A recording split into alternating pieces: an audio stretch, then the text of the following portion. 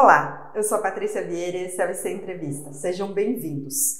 Hoje estamos dando continuidade à nossa série de entrevistas sobre complicações e soluções relacionadas à pandemia de coronavírus. Hoje nós estamos recebendo a Roberta Giroschek, que é arquiteta da Sum Arquitetura.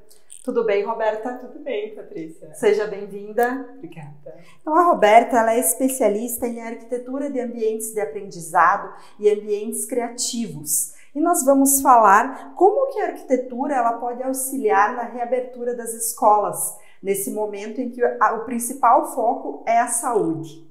Roberta, então como que a arquitetura pode auxiliar nesse movimento de reabertura da escola? Então, eu acho que primeiro o que é legal enfatizar é que muitas vezes a arquitetura é subestimada, sabe? Que quando se pensa em ambientes de aprendizado, a arquitetura fica lá em segundo ou terceiro lugar. Primeiro você pensa, sei lá quantas pessoas que eu vou colocar dentro, e se esquece muito da relação do usuário com a arquitetura. E isso no ambiente educacional, ambiente de aprendizado é fundamental, né? Então, pensando nessa nova situação e de reabertura das escolas com tantas dificuldades, numa crise sanitária, numa crise de educação, eu vejo um pouco de um esquecimento de se conversar com profissionais da arquitetura, da área, para tentar se montar um plano onde todas essas interferências que estão sendo solicitadas sejam adaptadas de uma maneira mais fácil, ou com menos gastos, ou mais inteligentes. Então, eu vejo um pouco um gap assim, entre o que está sendo planejado e como tornar isso realidade, porque afinal todos esses requerimentos vão ter que ser instalados em um ambiente, né? Correto. O profissional muitas vezes deixa de ser consultado. Eu acho que não existe nem, muitas vezes não estão nem pensando nesse profissional, e a questão do espaço físico nesse momento, a mudança do espaço físico é a questão mais importante. E também existe um certo preconceito, porque quando se pensa em, vou chamar um arquiteto, muita gente pensa que isso vai ser mais custoso, né? Isso vai adicionar custos a escolas que hoje estão em situações financeiras muito delicadas, né? Então eu acho bom esclarecer que às vezes o arquiteto ele vem para contribuir com nesse plano, não só criando coisas extraordinárias que vão custar muito, mas sim adaptando o que existe para a nova situação, né? Nesse momento vai além, não é uma glamorização, ver essa questão da funcionalidade mesmo. Exatamente, e tem um outro lado muito importante, além da arquitetura poder ajudar nessa distribuição, vamos dizer, de álcool gel, de localização de novos fluxos, enfim, ela também é muito importante para o bem-estar das crianças, né? Sim. Porque, na verdade, a criança só aprende se ela estiver num ambiente que ela se sinta segura, que ela se identifique com o ambiente. Então, se você muda uma escola inteira e torna essa escola totalmente cara de hospital e séria e com álcool gel aqui, controle de temperatura ali, isso para uma criança, até para um adulto, para um professor, é um limitante no aprendizado daí.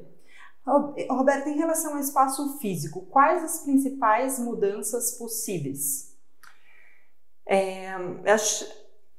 Eu acredito que tem algumas mudanças que sejam fundamentais e que poderiam ser adaptadas em qualquer escola, falando de escolas que são um pouco mais privilegiadas na questão financeira, até escolas que não têm recurso nenhum.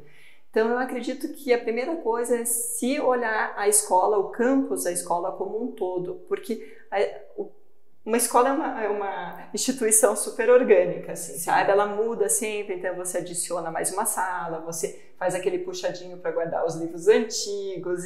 Então é uma instituição bem orgânica. E essa instituição, ela nunca é olhada, esses prédios nunca são olhados como uma coisa só. Normalmente você só tapa o buraco de construir e da necessidade atual. Agora seria a hora da gente dar um passo para trás e olhar essas escolas como um campus inteiro, para que consiga se encontrar provavelmente uma entrada diferenciada para algum turno, ou entrada de professores, fluxos diferentes de professores e crianças, ou de serviço e crianças. Então, você pegar toda a tua implantação e olhar e ver o que você pode fazer dela para que as crianças entrem na escola e circulem com mais segurança é fundamental. Então, isso seria a primeira coisa que eu recomendaria ser feita, né? Correto. Esse é um momento de economia. Todos nós, de alguma forma, estamos tendo algum prejuízo financeiro e não é diferente com as escolas. Como fazer essa readequação, esses projetos com o menor impacto financeiro possível?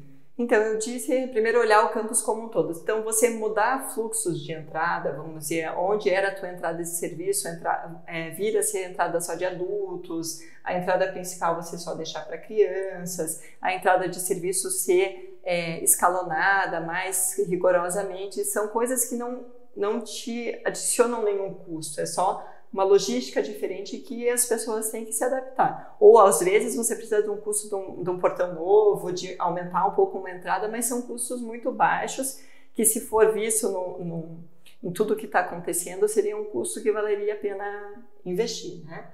E eu acho que outro fator fundamental, agora pensando em alterações e custos, seria a gente criar um espaço para crianças que podem apresentar, ou professores, ou alguém que estiver na escola que possa apresentar qualquer sintoma do Covid, né? Certo. Então, a gente separar um ambiente ideal seria um ambiente mais fora da escola, assim, sabe? Ou próximo de uma saída, mas também tem que ser um ambiente muito bem pensado, porque ele tem que ser bem ventilado, ele tem que ter um acesso externo, sabe? Então, também achar esse ambiente em algum lugar da escola, que as recomendações sanitárias são para isso, mas às vezes, se você não olhar muito bem, você vai colocar isso num lugar errado, sabe?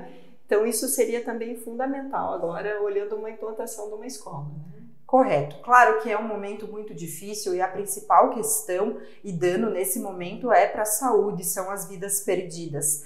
Mas também a gente precisa, até para que a gente consiga sair dessa situação toda, ter uma visão positiva. E muitas soluções e coisas boas estão surgindo nesse momento porque as pessoas se depararam com situações diferentes, com situações únicas e elas precisam se reinventar. E na escola, com certeza, nessa readequação da escola não é diferente. Então, quais os ganhos com essas mudanças? De repente, de você deixar de ter essa escola tradicional, a sala de aula com as carteiras enfileiradas, o que pode haver de ganho, não só, claro, em relação à segurança, que é o mais importante nesse momento, mas também para o futuro, para que permaneça depois? Eu acredito muito que a gente, como se tem falado muito, que deveríamos usar essa oportunidade, essa situação como oportunidade, como alguns países estão tentando fazer.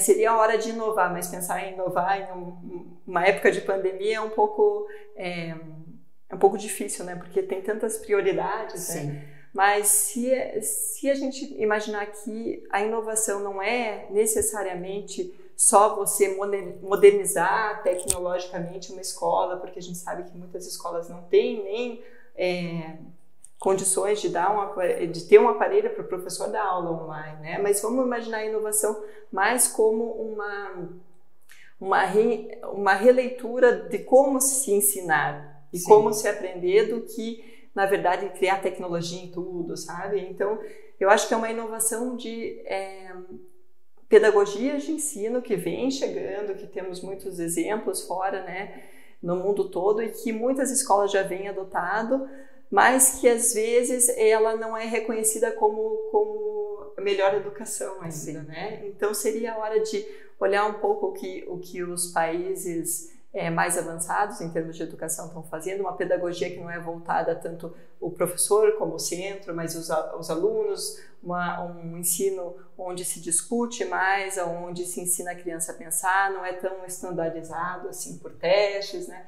Então toda essa releitura da educação poderia ser feita agora, já que a gente já está tendo uma desconexão da sala de aula do professor com um aluno, obrigatória, mas que poderia se achar dentro disso um espaço para voltar quando se voltar, ter um ensino mais individualizado, mais voltado ao que a gente precisa no futuro, né?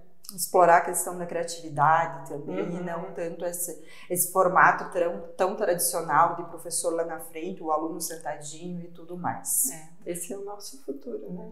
E eu acho legal também a gente pensar aqui para as escolas que têm que têm condição e para as famílias que têm condição, isso foi um avanço tecnológico gigante em termos de educação, sabe? Perfeito. Então, acho que pelo menos 5 a 10 anos nós pulamos aí, porque todo mundo teve que se adaptar de um dia para o outro ao estudo remoto, né? Por outras mídias, né? E isso é uma coisa que com certeza vem para ficar. Só que como as nossas escolas públicas ainda estão muito longe disso, vale a pena a gente reimaginar a escola como uma escola com uma pedagogia um pouco mais individual, sabe? Um pouco mais, que é o que a gente já falou. Com certeza.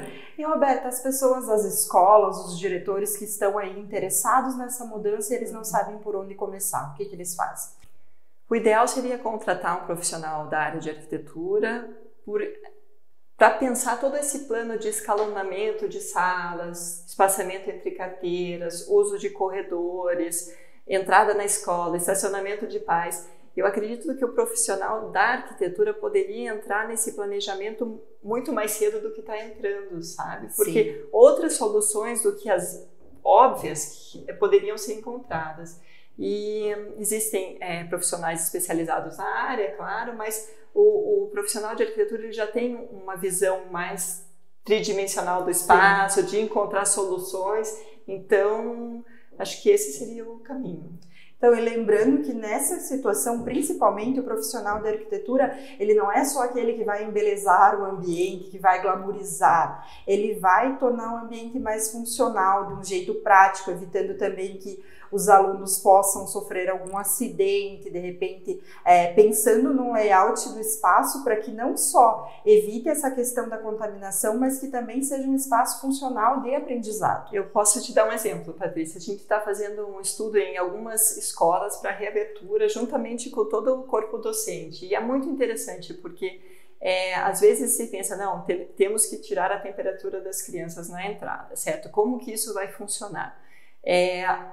Depois de estudar bastante, até a reação das crianças, a nossa própria reação quando alguém, né, no supermercado, sim, vem alguém. Então, a gente conseguiu fazer disso num espaço mais lúdico. É para ser sério, porque a criança tem que entender que essa situação é séria, que ela não é uma brincadeira, mas ao mesmo tempo a gente conseguiu tornar esse espaço um pouquinho mais interessante visualmente. Correto. Então, a gente fez...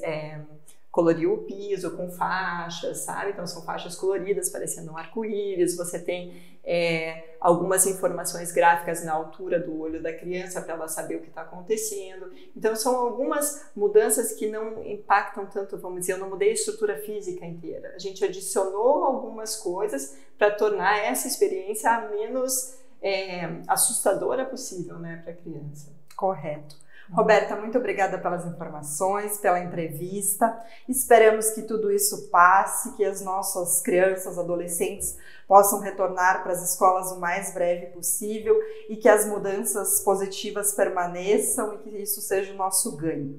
Lembrando que nesse momento ainda a questão mais importante é a de saúde. Eu e a Roberta, a gente está usando máscaras, a gente só tirou para gravar essa entrevista.